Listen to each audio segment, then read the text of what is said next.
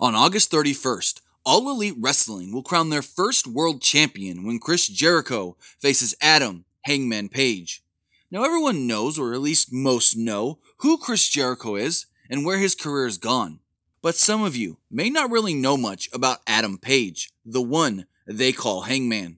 So let's take a look at the career of Adam Hangman Page, a man who went from a high school teacher to fighting for the world title. We all know one half of the all-out main event has Adam Hangman Page. But to really know who Hangman is first, we need to learn about Stevie Woltz from Virgilina, Virginia. Page was described as a smart student and finished fourth in his high school senior class of roughly 500 students. After high school, he enrolled in Virginia Tech as a communications major, and because he worked so hard in high school, he had earned enough credits to technically start college as a junior. Right out of high school, Page wanted to make movies in Hollywood. He had made 2 movies with his friends growing up and thought that this was what he wanted to do with his life. He quickly learned that making movies was not really what he thought. Page would finish college 2 years early at the age of 19. In an interview with ESPN, Page talked about the aspirations of acting. "I didn't realize that making Hollywood movies didn't just mean messing around with your friends and making jokes and filming them and putting together little videos.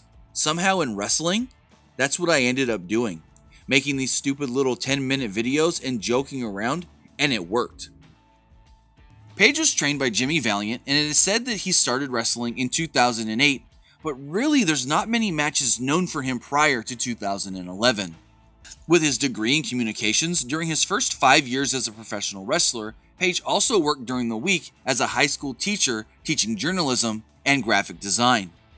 Page would debut for Ring of Honor on January 14th, 2011 at ROH Champions vs. All-Stars in a dark match teaming with Cedric Alexander. The two would go on to lose the match. In 2012, he continued to do matches here and there for ROH, NEW, and Mid-Atlantic, as well as a few matches for Evolve. In 2013, Page was entered into Ring of Honor's Top Prospect tournament, but was defeated by Silas Young. 2 months later, Page would make his ROH pay-per-view debut in a 6-man Mayhem match at ROH's 11th anniversary show, where ACH won the match. Page would pick up his first win in ROH in June of 2013, defeating Silas Young at a television taping in Baltimore. His first win on pay-per-view would come 2 months later at Death Before Dishonor 11, defeating R.D. Evans. Page would continue to work a number of matches for ROH in 2013, and he closed out the year at Final Battle, losing to Matt Hardy. In 2014, Page would feud with The Decade, a heel stable of ROH veterans. At the 12th anniversary show, The Decade would defeat the team of Page, Cedric Alexander, and Mark Briscoe. Yet, 1 month later, Page would end up joining The Decade as their first young boy. At Supercard of Honor 8, Page would team with BJ Whitmer and Jimmy Jacobs to defeat the team of Andrew Everett, ACH, and Tadarius Thomas. By October, Page was no longer considered a young boy and was made a full-time member of The Decade. Page continued with The Decade throughout 2014 and 15, picking up wins over ACH, Matt Sydal, Adam Pearce, and others. Page would eventually leave The Decade and enter into a feud with BJ Whitmer. He would end up losing to Whitmer at ROH's 14th anniversary show. 3 months later, everything would change for Page when he joined the Bullet Club on May 9th, 2016. During a 10-man tag team match, Bullet Club had Mark Briscoe surrounded in the ring, and Page would run down with a steel chair, presumably making the save. Instead, Page would low blow Briscoe and give him a rite of passage off of the apron onto a table at ringside. Page would also take his noose and hang Chris Sabin over the top rope. While speaking with the Pittsburgh City paper, Page talked about joining the Bullet Club and creating the Hangman character. "I found out that I was joining Bullet Club and going to work for New Japan just a few weeks before it happened. It was something that kind of took me by surprise. I hadn't anticipated going that direction, but it was a good surprise. It caught me off guard, and one of the things that was suggested to me, since Adam Cole was joining Bullet Club, was that I have some sort of a different name. Someone from New Japan suggested the name Hangman Page.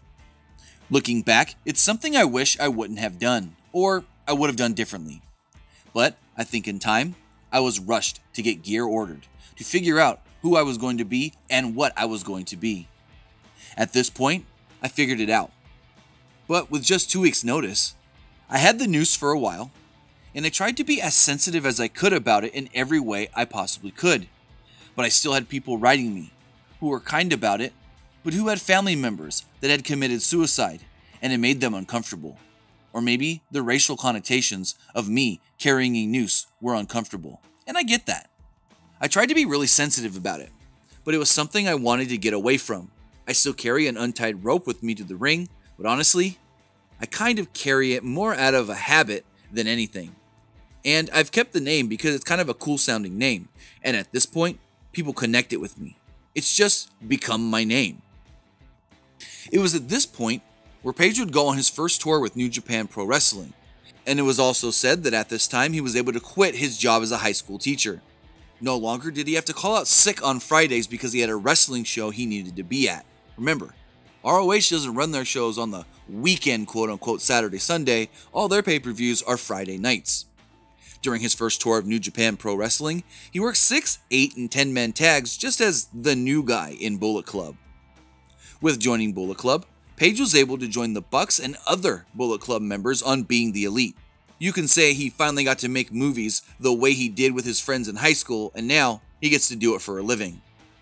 Page has become a big part of the series where we have really seen him grow and grow over time in many different storylines. Over the next year or so, Page continued to grow into the Hangman character as a member of Bullet Club. In November 2016, Page would unsuccessfully challenge Bobby Fish for the ROH World Television title. In April of 2017, Page, along with the Guerrillas of Destiny, would unsuccessfully challenge Bully Ray and the Briscoes for the ROH World 6-Man Tag Team titles. Page, at one point, would help fellow Bullet Club member Marty Scurll defeat Frankie Kazarian to win the ROH World Television Championship. Page would then battle Kazarian in a strap match at Best in the World. Page would submit to Kazarian after being hung by a leather strap. On July 1st, 2017, Page was entered into the inaugural United States Championship Tournament for New Japan Pro Wrestling, but was eliminated in the first round by Jay Lethal. On August 20th, 2017, Page found his first taste of gold in Ring of Honor, winning the ROH World 6-Man Tag Team titles with the Young Bucks. The trio would go on to call themselves the Hung Bucks. Throughout the remainder of 2017, Page, with both Yujiro and Cody, would attempt to win the IWGP Heavyweight Tag Team titles, but to no avail. At Strong Style Evolved on March 25, 2018, Page would challenge Jay White for the IWGP United States Heavyweight title, but was unsuccessful. Yet, in losing, some say that this match against White may have been Page's breakout match as a singles competitor. Just a few weeks later, at Supercard of Honor 11, Page would go on to have another breakout match at this time against Kota Ibushi, with Ibushi picking up the victory. With both the White and Ibushi matches, this really showed the diversity of Hangman Page. Page had to work against two wrestlers that were completely different in their styles, and he was able to, I guess you can say, adapt to both men having great matches. Some say this showed that Page is able to adapt to different style opponents on any given night. That was not better seen than when Page entered his first G1 Climax tournament last year in the summer of 2018. Page would compete in the A block and finished with a record of 3-6, picking up victories over Bad Luck Fale, Hoagie Makabe, and Minoru Suzuki. It was then reported in October of 2018 that WWE had made an offer to Page, but Page turned them down. While speaking with State of Combat, Page said that the offer from WWE just didn't feel right. That was an option for me at one point. It was something for me that I heavily considered. But you know, it didn't feel right for me at the time. And I really couldn't say enough how pleasant everyone was to deal with the talks and negotiations. It was very professional, and honestly, they were not on the bottom of the list either. They were more after me than most, I would say. They put a lot more effort into me and time than others did. So, it was a real consideration. But I guess, when I was a kid, That was what you wanted to do. You wanted to grow up and be in the WWE because it's the biggest thing ever. But it just didn't feel right and didn't become a goal for me anymore. It wasn't something that became an interest to me because of the name brand alone. When it came down to it, doing other things seemed so much more rewarding and fulfilling. Paige would close out 2018 with Ring of Honor, losing in the finals of the ROH International Cup to Mark Haskins. Paige would have his final match in Ring of Honor at Final Battle, losing to Jeff Cobb. Paige's final match for New Japan Pro Wrestling would come at Wrestle Kingdom 13 on the pre-show, where he would team with Marty Scurll and Yujiro in a tag team gauntlet match. That then leads us to the start of Paige's journey to the All Elite Wrestling World Title. At midnight on January 1st of this year, a video dropped on the Being the Elite YouTube channel where Cody, the Bucks, and Paige would all announce the formation of All Elite Wrestling and their first show, Double or Nothing. On January 8th, AEW held a rally in Jacksonville, Florida, and during the rally, Paige made his intentions known. He stated that he wanted to be the guy in All Elite Wrestling and that he wanted to be the world champion. Paige was then interrupted by Pac, former WWE superstar Neville.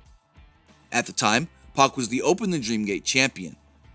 The two had a few words, and the seeds were planted for Paige's first match in All Elite Wrestling, or so we thought. Now originally, Paige was scheduled to take on Pac at Double or Nothing, but that didn't quite happen as scheduled. Mere weeks before the match was to take place, word got out that it may not be happening. 1 week prior to Double or Nothing, Paige was flown to the UK and took on Pac at an independent show. The match would see Paige win via disqualification after Pac gave the referee a low blow. After the match, Pac would attack and injure the knee of Paige, putting his involvement at Double or Nothing in jeopardy. It was reported that the reason this match did not happen at Double or Nothing was because as the Open the Dreamgate champion, Pac was refusing to lose clean in the ring. Leading up to Double or Nothing, it was announced that the winner of the Casino Battle Royale would face the winner of Chris Jericho vs. Kenny Omega in the first ever All Elite Wrestling World Championship match.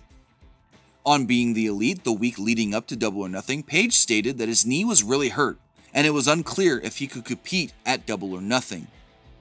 Now going into Double or Nothing, with Paige no longer having a match with Pac, his involvement in the show was not announced.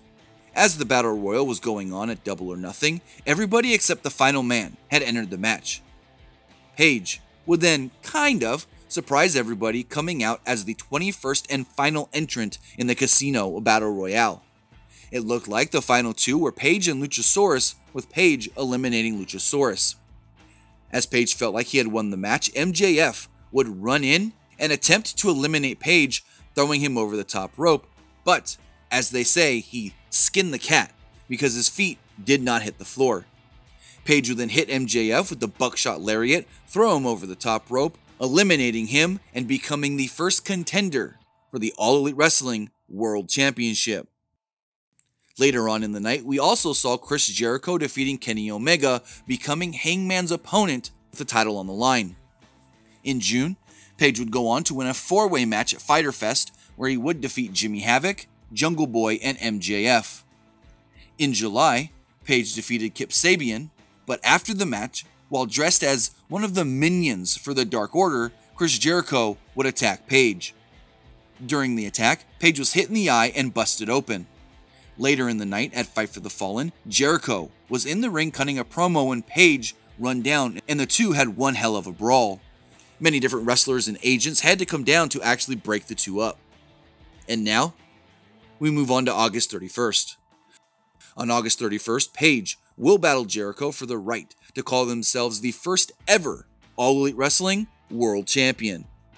Many, at this time, are expecting Chris Jericho to walk out as the champion, but there is nothing wrong with taking the hot babyface and making him into the face of the company.